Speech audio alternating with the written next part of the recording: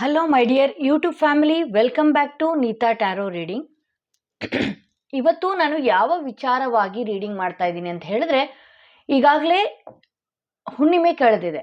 ಹುಣ್ಣಿಮೆ ಕಳೆದ ನಂತರ ನಿಮ್ಮ ಪರ್ಸನ್ ಎನರ್ಜಿ ಯಾವ ರೀತಿ ಬದಲಾಗಿದೆ ಅನ್ನೋದೇ ಇವತ್ತಿನ ರೀಡಿಂಗ್ ಆಗಿರುತ್ತೆ.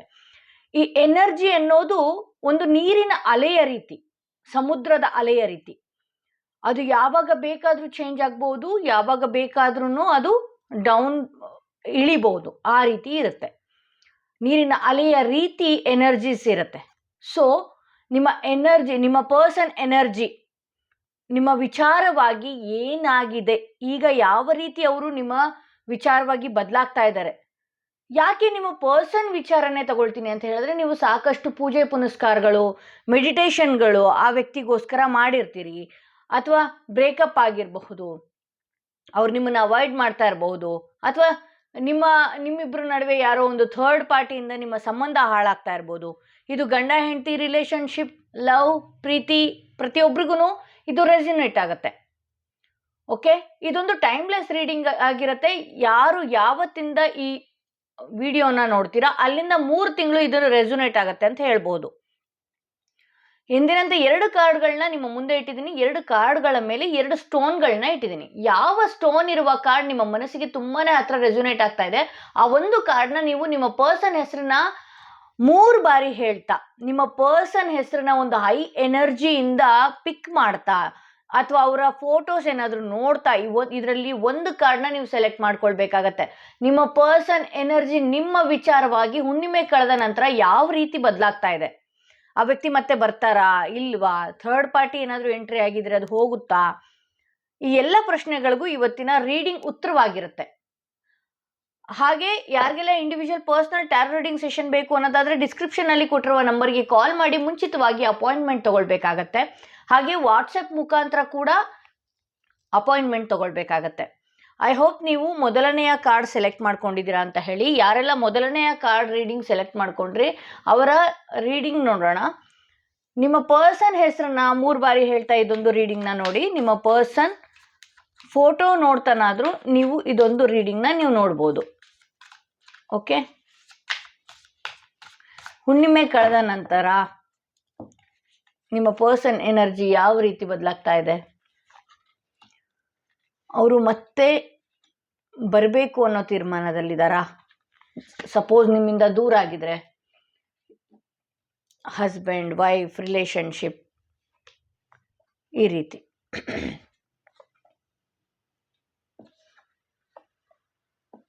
ಓಕೆ, ನಾನು ಇದನ್ನೆಲ್ಲ ಎಕ್ಸ್ಪ್ಲೇನ್ ಮಾಡ್ತಾ ಹೋಗ್ತೇನೆ ನಿಮಗೆ. ಹುಣ್ಣಿಮೆ ಕಳೆದ ನಂತರ ಇಲ್ಲಿ ಏನಾಗ್ತಾ ಇದೆ, ನಿಮ್ಮ ಪರ್ಸನ್ ಒಂದಷ್ಟು ನಿಮ್ಮ ಯೋಚನೆಯಲ್ಲಿ ಇದ್ದಾರೆ. ಆದರೆ ಇಲ್ಲಿ ಏನಾಗ್ತಾ ಇದೆ, ಅವರ ಹಿಂದೆ ಇರೋರು ಅವ್ರನ್ನ ಮ್ಯಾನುಪ್ಲೇಟ್ ಮಾಡ್ತಾ ಇದ್ದಾರೆ.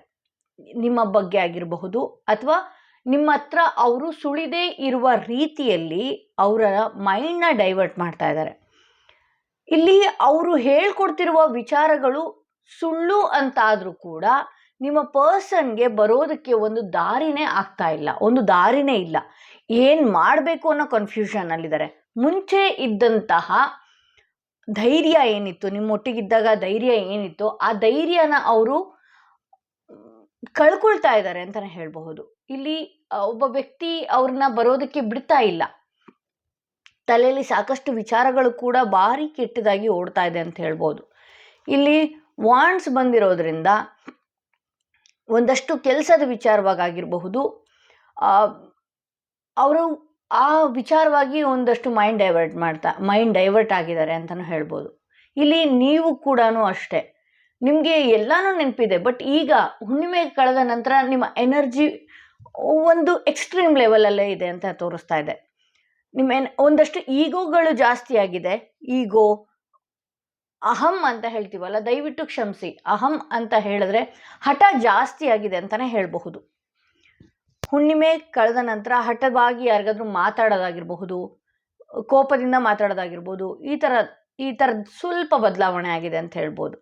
ಅದು ಬಿಟ್ಟರೆ ಇಲ್ಲಿ ನಾನು ಮುಂದೆ ಫ್ಯೂಚರ್ ಹೇಗೆ, ನನ್ನ ಕೆಲಸಗಳು ಹೇಗೆ, ನಾನು ಏನು ಮಾಡಬೇಕು, ಈ ರೀತಿ ಎಲ್ಲ ನೀವು ಥಿಂಕ್ ಮಾಡ್ತಾ ಇದ್ದೀರಿ. ಈ ವ್ಯಕ್ತಿಯ ವಿಚಾರವಾಗಿ ನೀವೇನು ಅಂದ್ಕೊಂಡಿದ್ರಿ ಅಂತ ಹೇಳಿದ್ರೆ, ಮುಂಚೆ ನೀವು ವಿಪರೀತ ಮಾನಸಿಕವಾಗಿ ಕುಗ್ಗು ಹೋಗ್ತಾ ಇದ್ರಿ. ಈ ಪ್ರೀತಿ ಬರುತ್ತೋ ಇಲ್ವೋ, ಈ ಸಂಬಂಧ ಸರಿ ಹೋಗುತ್ತೋ ಇಲ್ವೋ, ಹಾಗೆ ಹೀಗೆ ಅಂತ. ಒಂದು ಚಿಕ್ಕ ಧೈರ್ಯ ನಿಮಗೆ ಬಂದಿದೆ.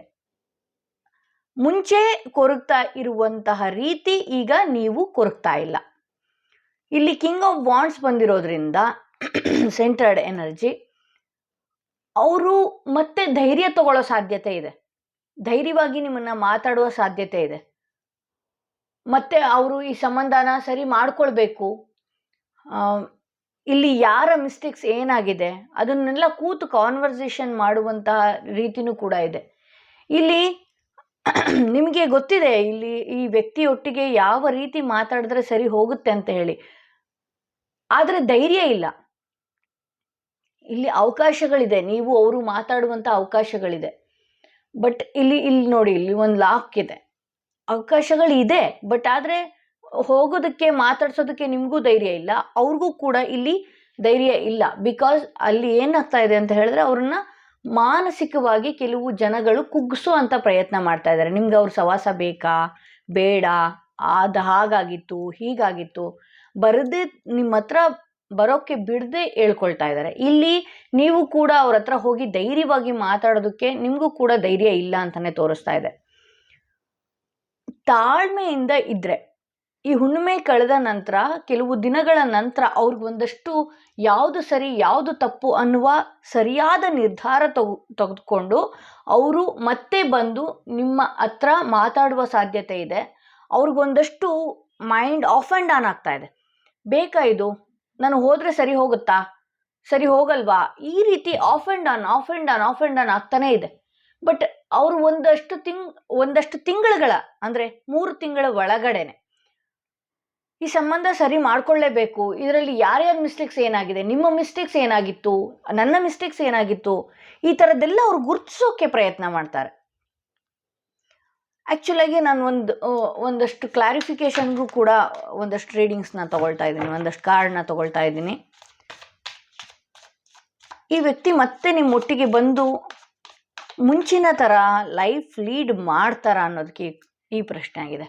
ಎಸ್, ನೀವೇನಾದರೂ ತಾಳ್ಮೆಯಿಂದ ಓಕೆ ಮತ್ತೆ ಬಂದಾಗ ನೀವು ಹಳೆಯ ವಿಚಾರ ಮಾತಾಡ್ದಿರಾ ಇದ್ರೆ ಈ ಸಂಬಂಧ ಸರಿ ಮಾಡ್ಕೊಳ್ತಾರೆ. ಇಲ್ಲಿ 9 ಆಫ್ ಕಪ್ಸ್ ಬಂದಿರೋದ್ರಿಂದ ಈ ಸಂಬಂಧ ಸರಿ ಹೋಗುತ್ತೆ ಅನ್ನೋದೇ ತೋರಿಸ್ತಾ ಇದೆ. ಹುಣ್ಣಿಮೆ ಕಳೆದ ನಂತರ ಈಗಿನ್ನೂ ಅವ್ರಿಗೆ ಮೈಂಡ್ ನಿಮ್ಮ ಹತ್ರ ಬರ್ತಾ ಇರುವಾಗ ಜನಗಳು ಅಡ್ಡ ಹಾಕ್ತಾ ಇದ್ದಾರೆ, ಬರೋದಕ್ಕೆ ಬಿಡ್ತಾ ಇಲ್ಲ. ಇಲ್ಲಿ ನೀವು ಕೂಡ ಮುಂಚೆ ಕೊರಗ್ತಾ ಇದ್ರಿ, ಈಗ ಆ ಲೆವೆಲ್ಗೆ ಏನು ಕೊರಗ್ತಾ ಇರೋದು ನಾನು ನೋಡ್ತಾ ಇಲ್ಲ. ಮುಂಚೆ ಎಕ್ಸ್ಟ್ರೀಮ್ ಲೆವೆಲಲ್ಲಿ ಚಿಂತೆ ಮಾಡ್ತಾ ಇದ್ರಿ. ನಿಮಗೆ ಗೊತ್ತಿದೆ ಯಾರ ಹತ್ರ ಹೋಗಿ ಏನು ಮಾತಾಡಿದ್ರೆ ಸರಿ ಹೋಗುತ್ತೆ ಅಂತ, ಆದರೆ ಧೈರ್ಯ ಸಾಲದು.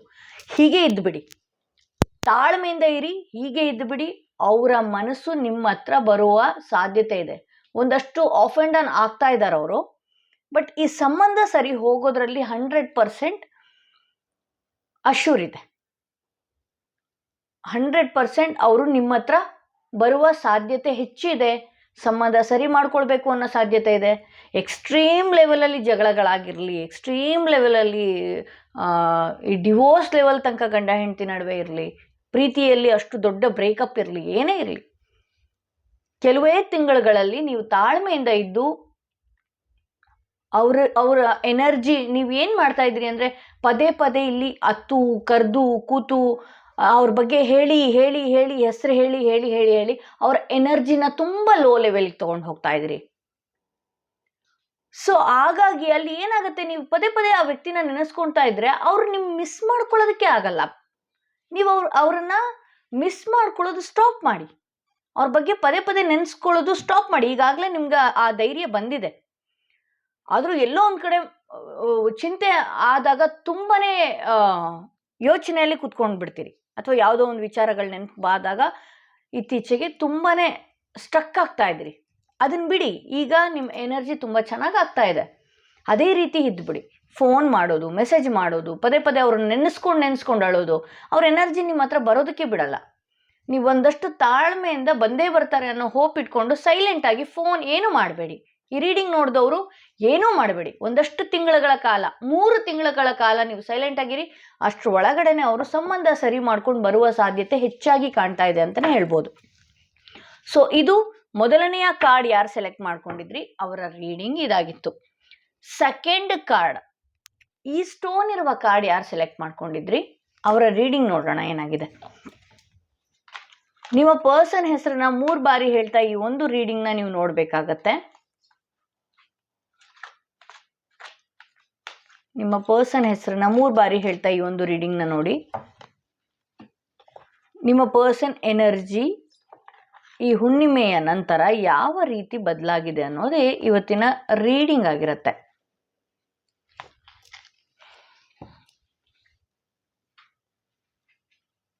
ಓಕೆ, ನಾನು ಕ್ಲಾರಿಫೈಗೆ ಆಮೇಲೆ ಕಾರ್ಡ್ಸ್ಗಳನ್ನ ತಗೊಳ್ತೀನಿ. ಓಕೆ,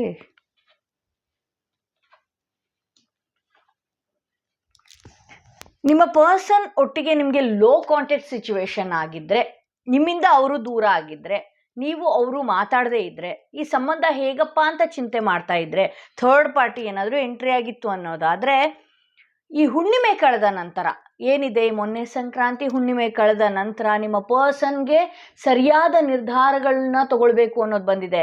ನಿಮ್ಮ ಜೊತೆ ಅವರು ಇದ್ರೆ ಸರಿಯಾಗಿ ಇರ್ತೀನಿ, ನನ್ನ ಲೈಫ್ ನಿಮ್ಮ ಜೊತೆಗಿದ್ರೆ ಮಾತ್ರ ಸರಿ ಅನ್ನೋದು ಅವರು ತಿಳ್ಕೊಂಡಿದ್ದಾರೆ. ಇಲ್ಲಿ ಯಾವುದೇ ಥರ್ಡ್ ಪಾರ್ಟಿ ಸಿಚುವೇಶನ್ ಕನೆಕ್ಷನ್ ಇತ್ತು ಅಂತ ಹೇಳಿದ್ರು ಅದು ದೂರ ಆಗಿದೆ ಅಂತಾನೆ ಹೇಳಬಹುದು. ಅಥವಾ ಅವರ ಬಗ್ಗೆ ನಿಮ್ಮ ಪರ್ಸನ್ಗೆ ತುಂಬಾ ಚೆನ್ನಾಗಿ ಅರ್ಥವಾಗ್ತಾ ಇದೆ.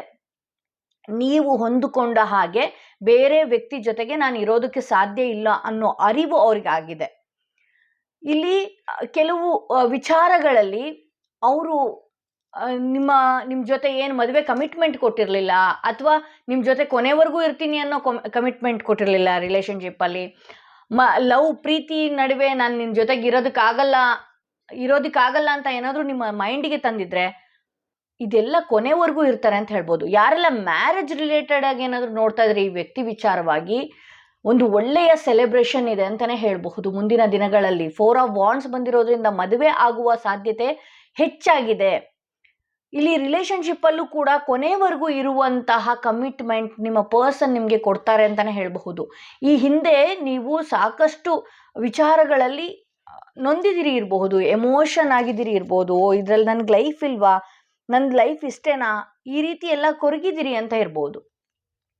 ಇಲ್ಲಿ 4 ಆಫ್ ಕಪ್ಸ್ ಬಂದಿರೋದ್ರಿಂದ ಒಂದಷ್ಟು ಅವರು ಬರುವವರೆಗೂ, ಅವರು ನಿಮ್ಮ ಹತ್ರ ಓಪನ್ ಅಪ್ ಆಗಿ ಮಾತಾಡುವವರೆಗೂ ನಿಮ್ಮ ಮನಸ್ಸಿನಲ್ಲಿ ಕಳವಳ ಇದ್ದಿದ್ದೆ. ಆದರೆ ಇಲ್ಲಿ ನೋಡಿ ಮೇಜರ್ ಆಗಿ ಲವರ್ಸ್ ಕಾರ್ಡ್ ಬಂದಿರೋದ್ರಿಂದ ಕೊನೆಯಲ್ಲಿ ಇಲ್ಲಿ ನಾನು ಕ್ಲಾರಿಫೈಗೂ ಒಂದು ಕಾರ್ಡ್ ತೆಗೆದಿದ್ದೀನಿ, ಜಸ್ಟಿಸ್ ಕಾರ್ಡ್.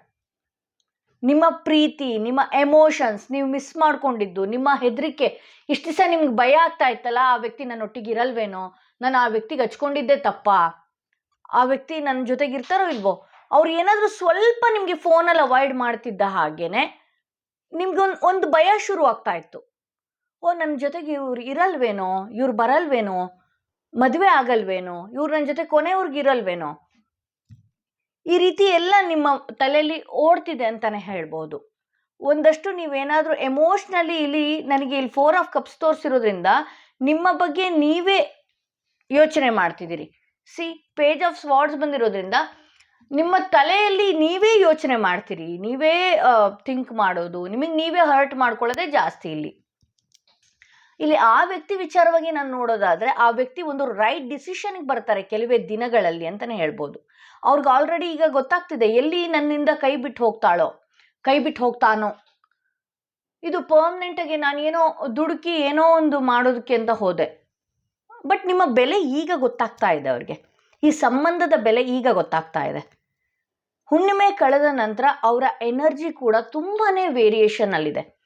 ಅವರು ಎಷ್ಟು ನಿಮ್ಮನ್ನ ಹರ್ಟ್ ಮಾಡಿದ್ರು ಅಷ್ಟು ನಿಮ್ಮನ್ನ ಮಿಸ್ ಮಾಡ್ಕೊಳ್ತಾ ಇದ್ದಾರೆ ಅಂತಾನೆ ಹೇಳ್ಬೋದು. ಇಲ್ಲಿ ಪೂರ ಕಾರ್ಡ್ಸ್ಗಳು ಅಷ್ಟೇ ಚೆನ್ನಾಗಿ ಬಂದಿದೆ.